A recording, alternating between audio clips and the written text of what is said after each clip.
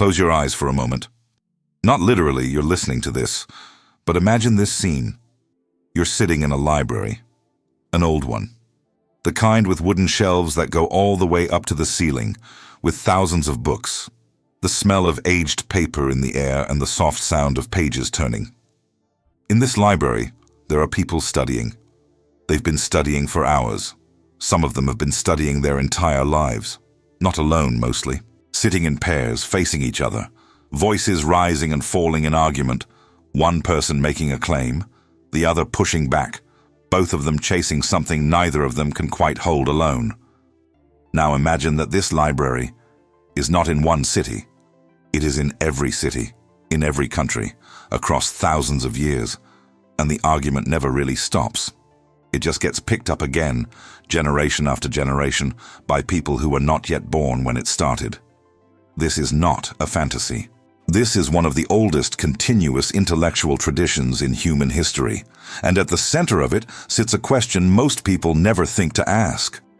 What does a tradition built on rigorous study, on radical honesty about money, and on deep communal obligation actually teach us about how to live a prosperous life? That is the question this audiobook exists to answer. And I want to be clear from the very beginning. This is not a mystical answer. It is not a secret. It is a mindset, a set of principles, a philosophy about money, knowledge, community, and time that has been refined over more than 3,000 years of Jewish thought and practice. And the most remarkable thing about it, you can learn it and you can apply it starting today, regardless of your background, your religion, or where you are currently standing financially. Let's begin at the beginning. Not the beginning of Jewish history. That would take a lifetime to cover. But the beginning of the relationship between this tradition and the concept of wealth itself. In most cultures throughout human history, money was seen as something dangerous, something spiritually corrupting. You've heard the phrase, money is the root of all evil. Many religious traditions reinforce this idea. To be poor was to be humble. To be humble was to be holy. Wealth was suspicious. Wealth was a temptation. Wealth was something to be avoided by the truly devout. Jewish tradition took a radically different position. In the Torah, wealth is not treated as a spiritual threat. It is treated as a potential instrument of good. The patriarch Abraham was described as very rich in livestock, silver, and gold. Job, one of the most spiritually celebrated figures in all of Scripture, was also one of the wealthiest men of his time, and the text takes care to tell us that his wealth was restored, doubled at the end of his story, not as an afterthought, but as part of the point. King Solomon, whose wisdom is legendary, presided over a kingdom of extraordinary prosperity, and described the pursuit of wisdom itself as more valuable than gold, but never suggested that gold was evil. This distinction matters more than most people realize. When a tradition's foundational texts treat wealth as a tool rather than a temptation, something shifts in the collective psychology of everyone raised inside it. Children grow up hearing stories where the righteous person is also often a prosperous one, where abundance is not proof of spiritual failure. The question stops being, should I pursue wealth, and becomes, what will I do with it when I have it? This is one of the first great principles we're going to explore. Wealth is not the enemy of virtue. Wealth is the amplifier of virtue. A generous person with money can do more good than a generous person without it. A wise person with resources can build institutions that outlast their lifetime. A community with financial stability can protect its members in ways a struggling community cannot. This idea, simple as it sounds, quietly overturns something most people carry without ever examining it. The buried belief that money and goodness are somehow in tension, that to want more is to be greedy, that to build wealth is, in some vague way, to take from others. 3,000 years of a different starting assumption suggest it might be worth reconsidering. In the chapters ahead, we're going to go deep into specific principles, habits, and frameworks. We'll talk about the Talmud and what it actually teaches about financial thinking. We'll explore the discipline of restraint and why waiting is one of the most underrated financial skills a person can develop. We'll unpack the concept of Tzedakah, which is not charity in the way you understand it. We'll look at how this tradition treats being wrong, which turns out to matter enormously for anyone who wants to take financial risks without being destroyed by them. We'll examine the role of community and of integrity in business. And we'll end with something practical, what you can actually do, starting today, to bring these principles into your own life. Chapter 1. The Talmudic Mind.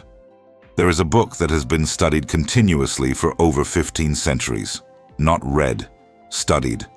There is a difference, and that difference is everything. When you read a book, you absorb what the author is saying. When you study a book the way the Talmud is studied, you argue with it. You question it.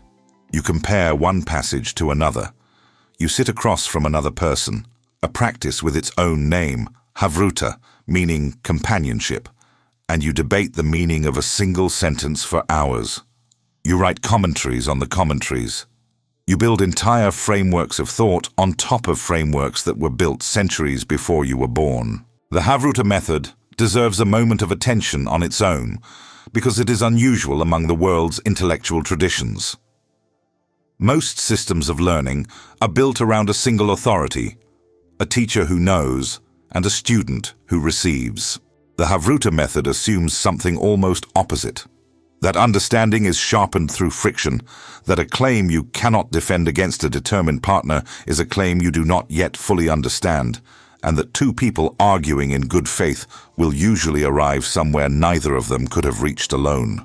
Imagine being trained, from adolescence, to have your ideas challenged daily, out loud, by someone who is not trying to hurt you, but is absolutely trying to find the hole in your reasoning.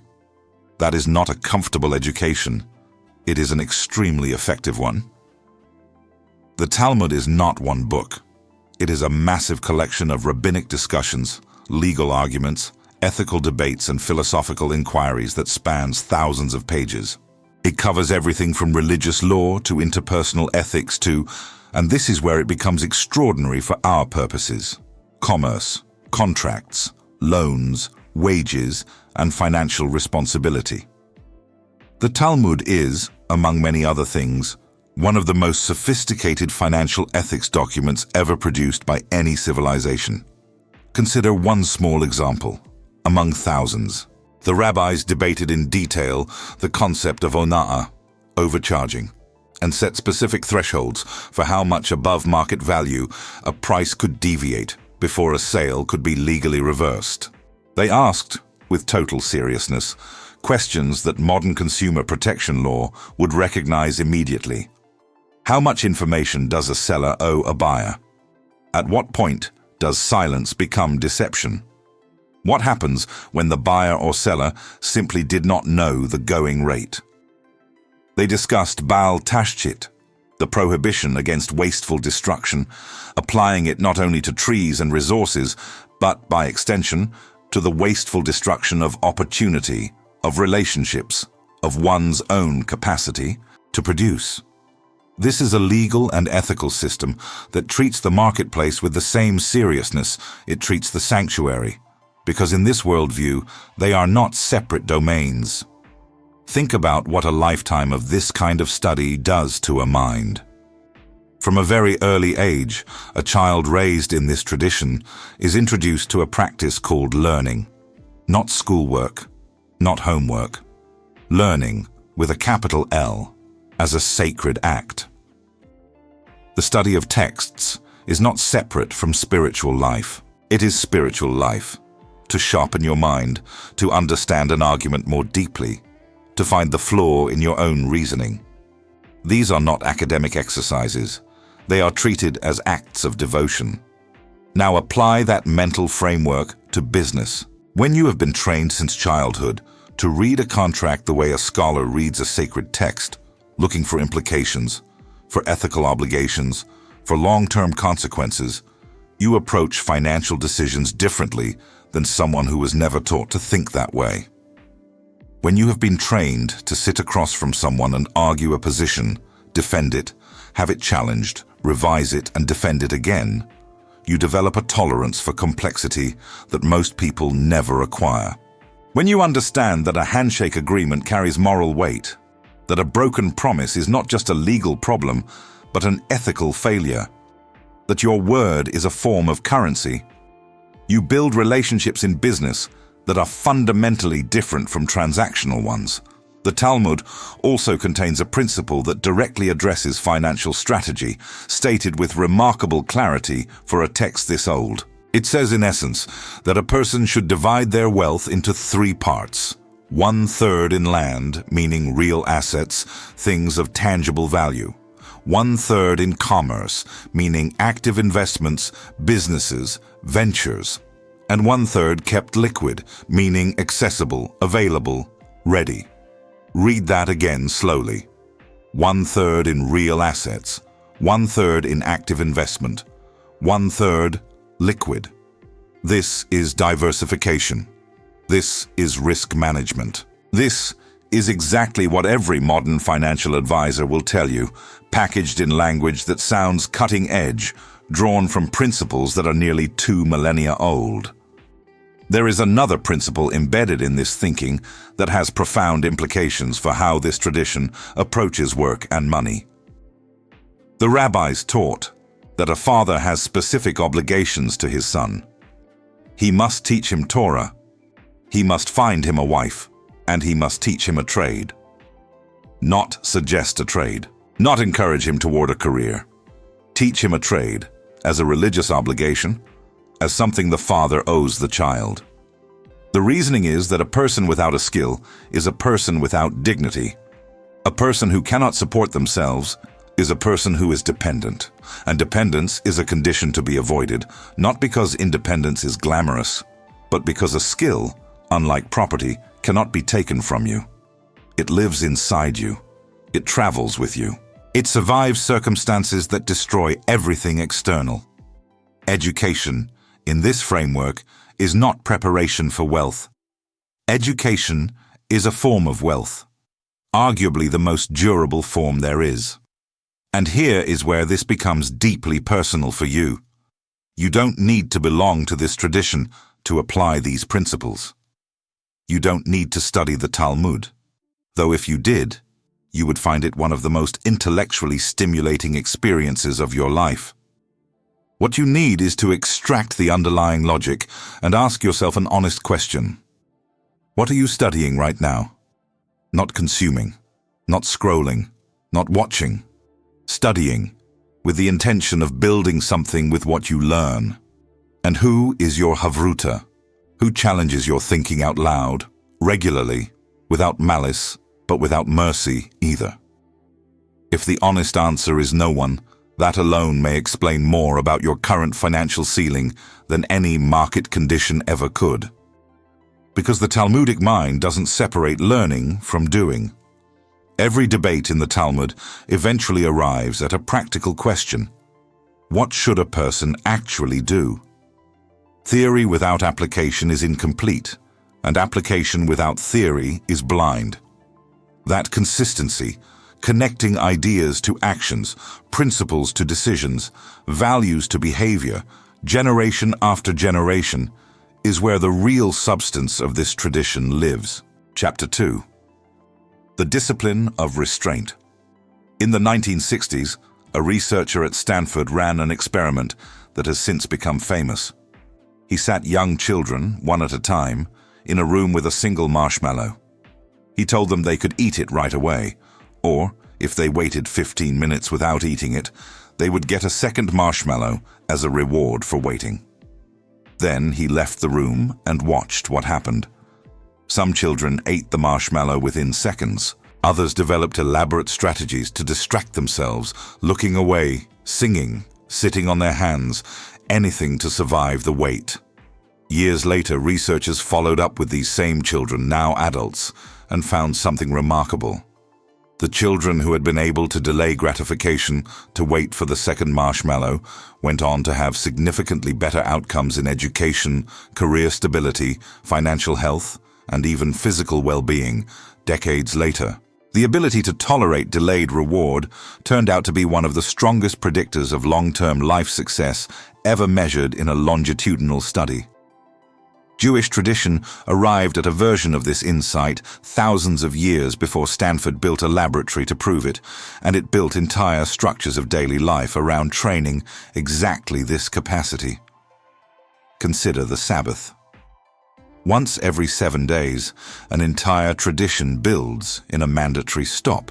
No work, no commerce, no transactions, no matter how urgent, how profitable, how tempting. For 25 hours, the wheel stops turning by design. To a purely transactional mind, this looks like lost productivity, a full seventh of the week simply removed from the ledger.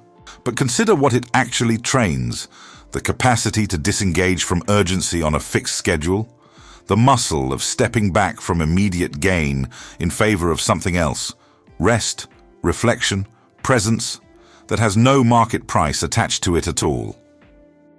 A person who practices this weekly for a lifetime develops a relationship with time and money that is fundamentally different from someone whose calendar has no mandatory pauses in it whatsoever.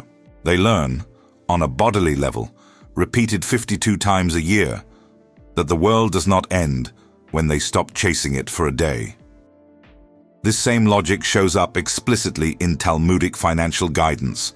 There is a principle that a person should not spend more than 1/5 of their income, even on the most worthy causes, even on religious obligations. 1/5. That is a ceiling, not a floor, on how much flows out toward anything beyond essentials and savings. The reasoning is both practical and compassionate.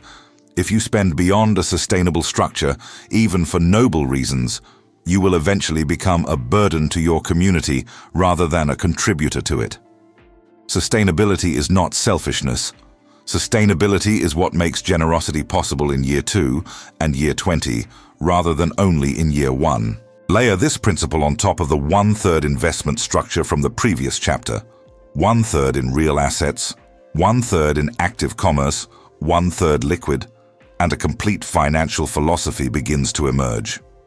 Not a set of tips, not a collection of hacks, but a coherent, internally consistent system built on the understanding that wealth is not an event. Wealth is a practice, and practices, sustained over long enough periods of time, produce results that look almost miraculous to people who are only watching the outcome without understanding the process behind it. There is a reason this matters so much for anyone building something today. Immediate gratification is not a personal failing so much as it is the default setting of an environment engineered to exploit it. Every notification, every one-click purchase, every algorithm on every screen you look at is optimized to shorten the distance between impulse and reward.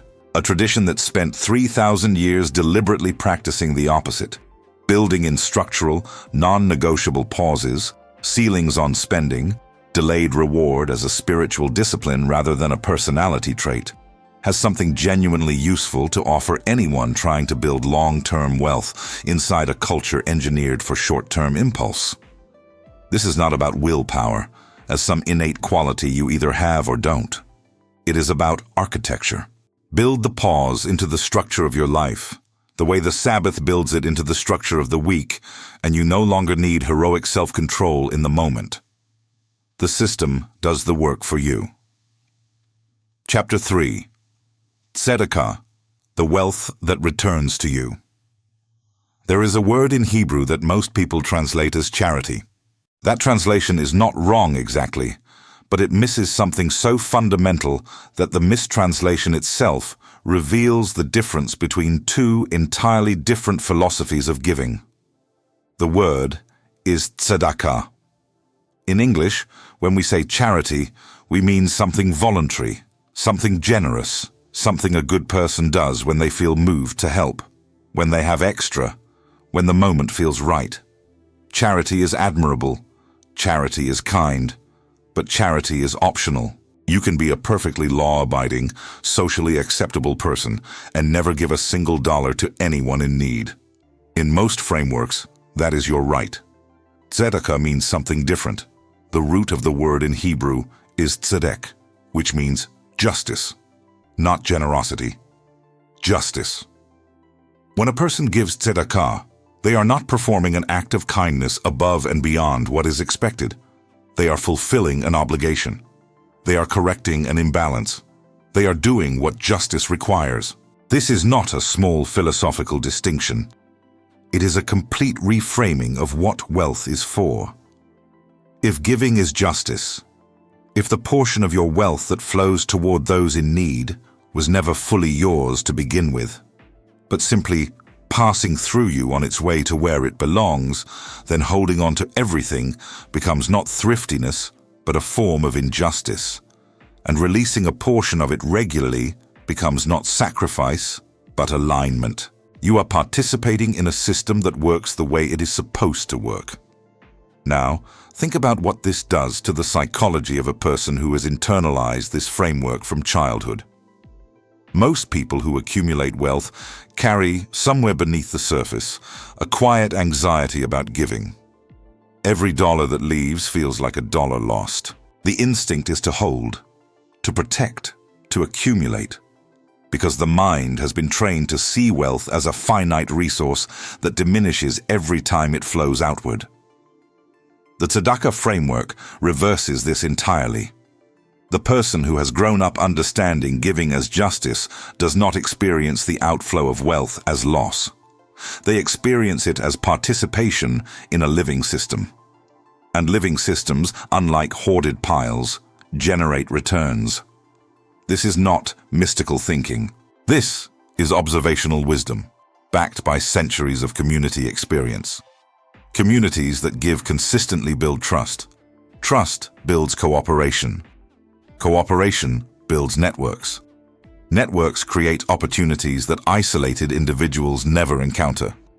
There is a structure to Tzedakah worth understanding in detail because it reveals just how sophisticated this thinking actually is. The medieval philosopher Maimonides, one of the greatest Jewish thinkers who ever lived, outlined 8 levels of Tzedakah, ranked from lowest to highest in terms of their ethical quality. The lowest level is giving reluctantly, better than not giving, but barely. The giver resents the act, and the receiver feels the resentment. The exchange is transactional and cold. Moving up the scale, you find giving cheerfully but less than you should, then giving after being asked rather than anticipating the need, then giving before being asked, sparing the recipient the discomfort of asking at all. Higher still is giving in a way where the giver knows the recipient, but the recipient does not know the giver, protecting the dignity of the person receiving. Higher yet is giving where neither party knows the identity of the other, removing the transaction from any possibility of social debt or performance entirely. The highest level, the one Maimonides placed at the pinnacle of human generosity, is helping another person become self-sufficient. Not giving them fish, teaching them to fish, as the saying goes, but more than that, investing in their capacity to build a life that no longer requires your assistance. A loan that helps someone start a business. A partnership that gives someone access to your network. Mentorship that transfers skills and opens doors. This highest form of tzedakah is indistinguishable from what modern economists call investment in human capital. It multiplies. The person you help becomes self-sufficient, goes on to help others, and the ripple extends far beyond the original act. Here is the profound personal implication of all of this for you, wherever you are in your financial journey right now. You do not need to be wealthy to begin practicing this. The rabbis were explicit. Even a person who receives charity is obligated to give charity from whatever they have, because the practice is not about the amount. It is about the orientation. It is about training your deepest financial instincts to understand that you are a conduit, not a container. That wealth flows through people who allow it to flow. that the act of releasing, done with intention, done with justice as the motivation rather than guilt or performance, is itself an act of claiming your place in a cycle of abundance. Chapter 4. Wrong answers. Our data. Here is a question worth sitting with honestly. How do you feel, physically in your body, at the moment you realize you were wrong about something important? For most people, the answer involves some flavor of shame, a tightening, a wish to change the subject. This reaction, learned early and reinforced constantly, is one of the most expensive habits a person can carry into their financial life, because building anything of significance requires being wrong repeatedly, adjusting, and trying again, and a nervous system that treats being wrong as catastrophe will quietly steer a person away from every risk large enough to matter. The Talmud offers a different model entirely. It is, structurally, a record of disagreement. Page after page preserves not just the winning argument, but the losing one, side by side, attributed by name, studied with equal seriousness centuries later. There is a specific concept for this. Machloket l'shem shamayim, dispute for the sake of heaven, meaning an argument conducted not to win, but to get closer to truth. Two rabbis disagreeing sharply are both preserved. Both are honored. The tradition does not need one of them to have been a fool for the other to have been right. Think about what this structurally does to a mind trained inside it from childhood. You grow up reading text after text in which brilliant, revered scholars were flatly wrong, and the tradition's response was not to erase them, but to keep their reasoning on the page, right next to the correction, as part of the permanent record. Being wrong is not treated as a character flaw. It is treated as a contribution, a necessary step in a process that has no shortcut. You learn, through sheer repeated exposure, that a position held with conviction and later revised is not a source of embarrassment.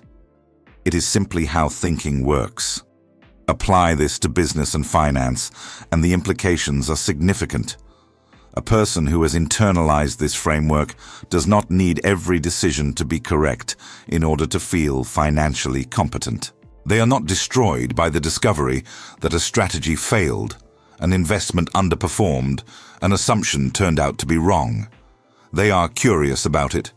They treat the failure as information rather than verdict, and they adjust and they try again, with less emotional wreckage to clear away each time than a person who has never practiced separating their identity from their track record. This produces a very specific kind of resilience, not the dramatic, cinematic kind, but a quieter, more durable version. The willingness to take a calculated risk, watch it not work, extract the lesson, and take the next calculated risk without the accumulated dread that stops most people after 2 or 3 setbacks. Brilliant decisions happen occasionally, and they matter. But resilience happens every single day, in small, unglamorous adjustments.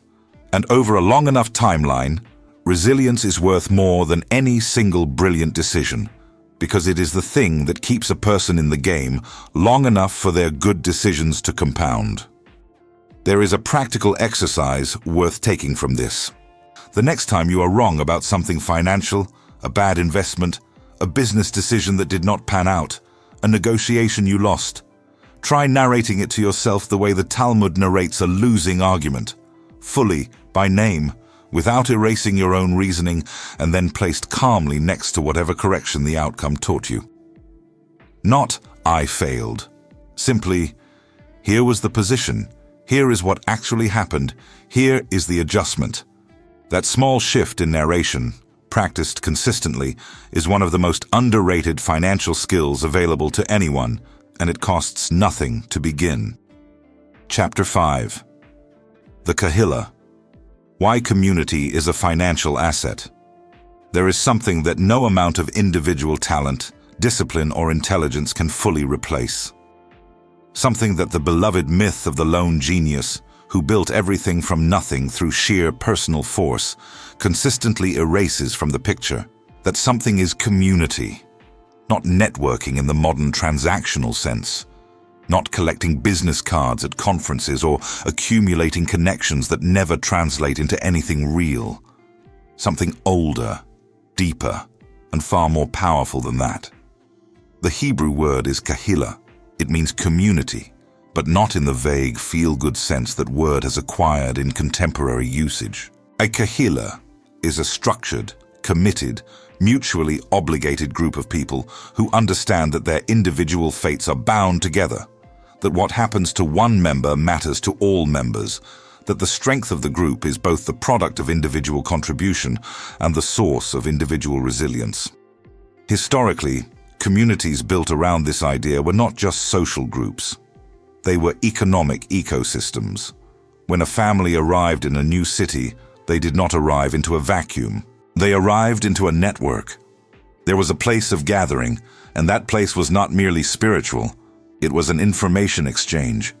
A place where you could learn who needed workers and who was looking for work, who had capital and who had a viable idea, who had connections in the industry you were trying to enter, and who could make an introduction that would otherwise take years to arrange on your own. This is social capital operating at maximum efficiency, and it was built and maintained not as a business strategy, but as an obligation, rooted in the same logic that underlies Tzedakah. You participate because participation is justice, because you owe your presence, your contribution, your attention to the collective that has supported you and will support you again when the time comes. Now think about what this means in practical financial terms. Over time, a person operating within a genuine community like this has access to information that isolated individuals simply do not have. They hear about opportunities before they become public. They receive referrals that bypass the normal competitive marketplace. They have access to informal credit on more flexible terms than any bank would offer, extended on the basis of trust built through years of shared experience. They have a safety net that catches them when things go wrong, without requiring them to liquidate everything they have built. This is not charity. This is infrastructure. And the people who have access to it compound their advantages over time in ways that can look, from the outside, like mysterious good fortune. Modern economics has a name for this: social capital. Researchers have spent decades trying to quantify what this kind of community builds intuitively over generations. The conclusion is consistent. People embedded in high trust, high reciprocity social networks accumulate wealth faster, recover from setbacks more quickly, and sustain financial stability across generations at significantly higher rates than isolated individuals with equivalent talent and resources. But here is where this tradition adds a dimension that modern networking culture almost entirely misses. The kahila is not just about what you can get from it. It is about what you are obligated to bring to it. That obligation, that sense of debt to the community that has supported you, creates a feedback loop that continuously replenishes the resource pool available to everyone. The person who succeeds is expected to become a source of opportunity for the next person. The entrepreneur who builds a business is expected to hire from within the community first. The investor who finds a promising opportunity is expected to bring trusted partners along. The person who accumulates knowledge is expected to teach. This is not altruism competing with self-interest. This is self-interest properly understood, because every person you help strengthen becomes a stronger node in the network that supports you. Modern individualism has a blind spot the size of a continent. It celebrates the self-made person while systematically ignoring all the invisible infrastructure, the relationships, the referrals, the accumulated trust that made that success possible. This has a direct and immediate implication for how you should think about your own financial journey right now. Who are the people in your life who are building something? Whose values you respect? Whose judgment you trust? Are you treating those relationships as the financial assets they actually are, investing in them with your time and your genuine care? Or are you treating them as pleasant accessories to a fundamentally solitary project? Because portfolios fluctuate and business plans change, But a real community, built on trust, obligation, and mutual investment, compounds silently in the background of your entire life, delivering returns that never appear on any balance sheet, but show up unmistakably in the texture of what becomes possible for you. Chapter 6. The Sacred Contract, Ethics, Trust, and the Economy of Integrity. There is a moment that happens in business, in every culture, in every industry, in every era of human commercial history, where a person faces a choice. Sometimes it is the opportunity to shade the truth in a negotiation. Sometimes it is the temptation to deliver less than what was promised, when the other party has no easy way to verify the difference. Sometimes it is the chance to exploit a legal technicality to extract maximum short-term value from a transaction at the cost of something less measurable and less immediate. That something is trust. This tradition, across thousands of years of accumulated ethical thinking, arrived at a conclusion about trust that is simultaneously ancient and radically ahead of its time. Trust is not a virtue that competes with financial interest. Trust is a financial instrument. It is, in fact, one of the most powerful financial instruments ever identified. More durable than any investment, more valuable than any single transaction, more consistently generative of long-term wealth than almost any other asset a person can possess. The Hebrew term that captures this most precisely is emet, truth, but it means something broader than factual accuracy. It means integrity in the deepest sense, the alignment between what you say and what you do, between what you promise and what you deliver, between the person you present yourself to be and the person you actually are when no one is watching. The Talmud addresses business ethics with a specificity that would surprise most people who have never encountered it. It does not treat commercial life as a spiritually neutral zone where different rules apply. It treats every business transaction as a moral event. The rabbis discussed in meticulous detail the obligations of a seller to disclose defects in what they are selling. They debated the ethics of competitive pricing, and when undercutting a competitor crosses from legitimate commerce into something that causes unjust harm. They established that misleading a buyer, even through technically true statements arranged to create a false impression, is a violation of the law. They called this ona'at devarim, deception through words, and they treated it with the same seriousness as outright fraud. There is a related concept, genevat da'at, literally the theft of the mind, which describes creating a false impression even without saying a single false word, through implication, through staging, through what is left unsaid. The precision here is worth noticing. This is not a tradition that only cares about the letter of the law. It cares about the impression left in another person's mind, because it understood that manipulation does not require a lie to be effective, and that the obligation of honesty extends further than most legal systems are willing to reach. This is not idealism disconnected from commercial reality. It is a tradition that understood, through centuries of practical experience in trading communities across the ancient world, that the economy of integrity outperforms the economy of exploitation every single time the measurement window is long enough. Consider what happens in a community built on the assumption of honest dealing. Transaction costs collapse. When you trust the person you're buying from, you do not need lawyers to review every contract. You do not need elaborate verification systems. You do not need to price a risk premium into every deal to account for the possibility that the other party will cheat you. The friction that consumes enormous resources in low-trust environments simply dissolves. Economists call this social trust, and they have measured its effects extensively. High-trust societies consistently outperform low-trust societies on virtually every measure of economic prosperity, not because the people in them are individually more talented, but because the infrastructure of trust allows the same amount of human energy to produce dramatically more output. Cooperation becomes easier Specialization becomes possible. Long-term investment becomes rational, because you can reasonably expect that the agreements you make today will be honored tomorrow.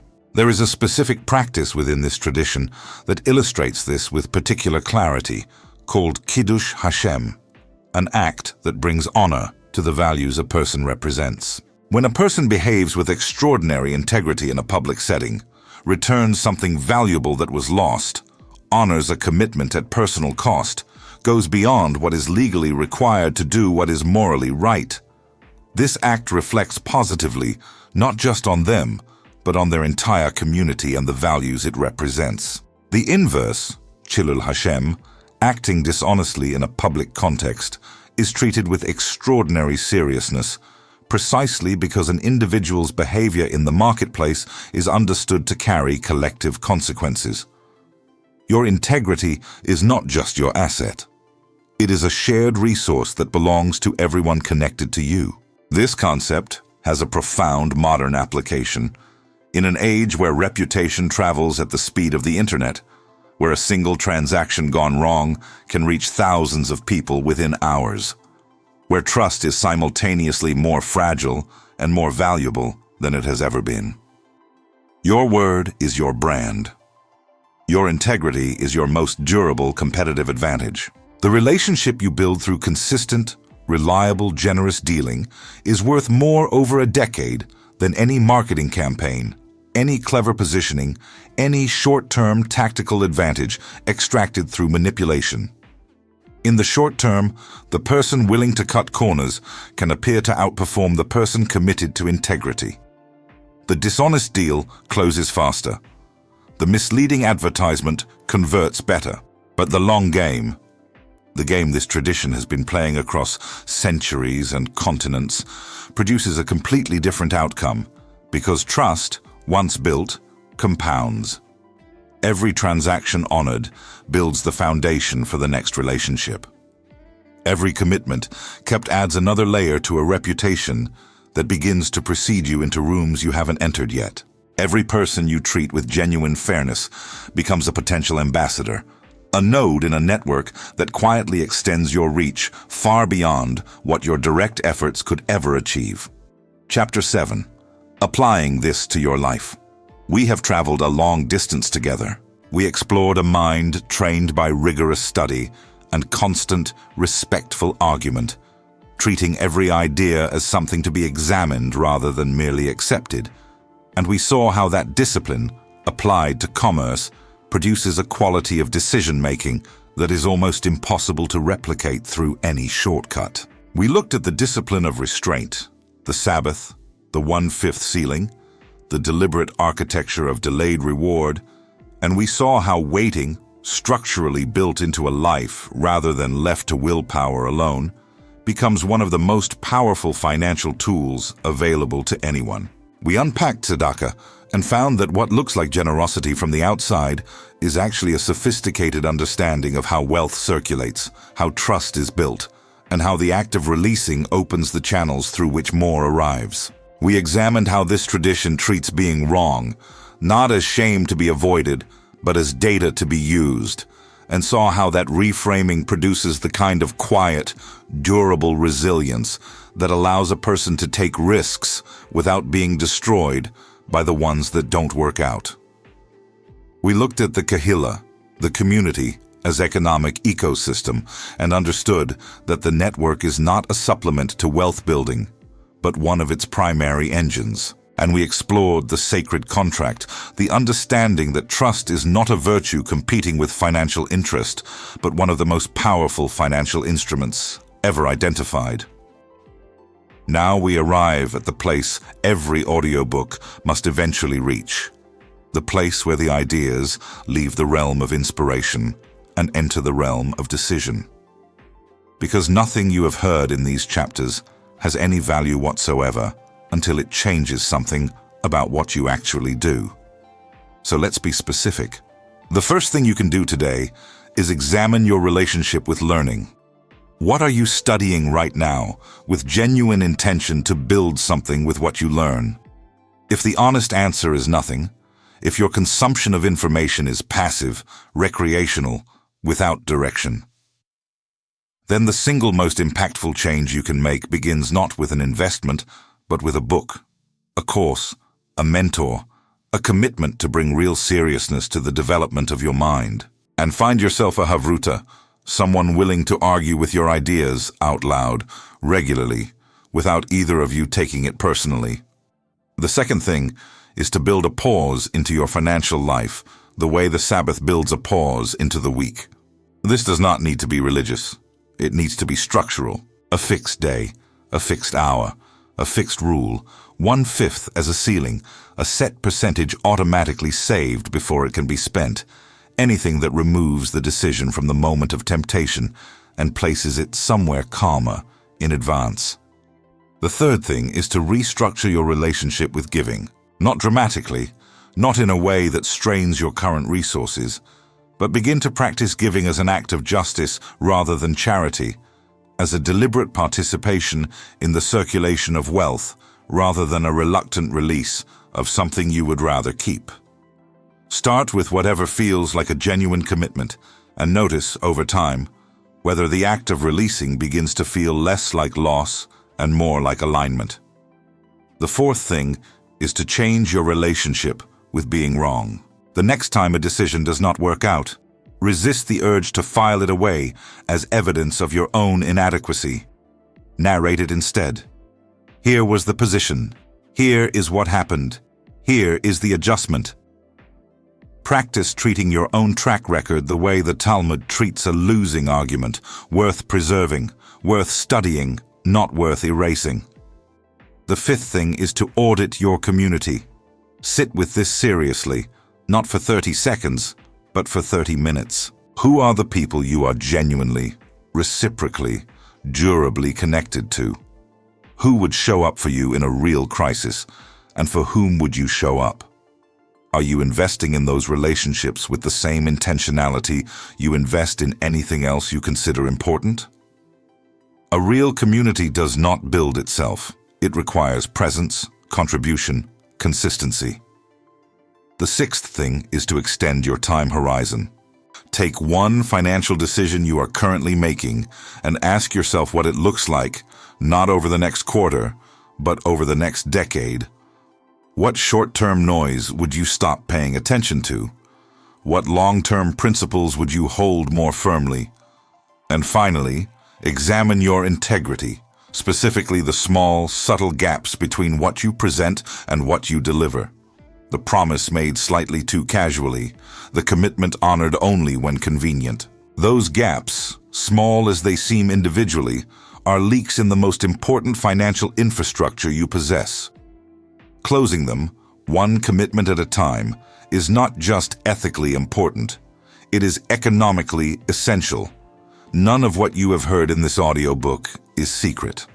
It has been written in texts that are publicly available, practiced in communities open to observation, refined over 3,000 years through debate and lived experience. What made it powerful was never exclusivity. What made it powerful was consistency. The willingness to apply the same principles, learning, restraint, giving, resilience, community, integrity, not once, not when inspired, but across a lifetime. These principles are available to you. They belong to anyone willing to receive them honestly and apply them faithfully. You have received them. What you do with them now is entirely, completely yours to decide. This has been the Talmudic Code. Thank you for listening.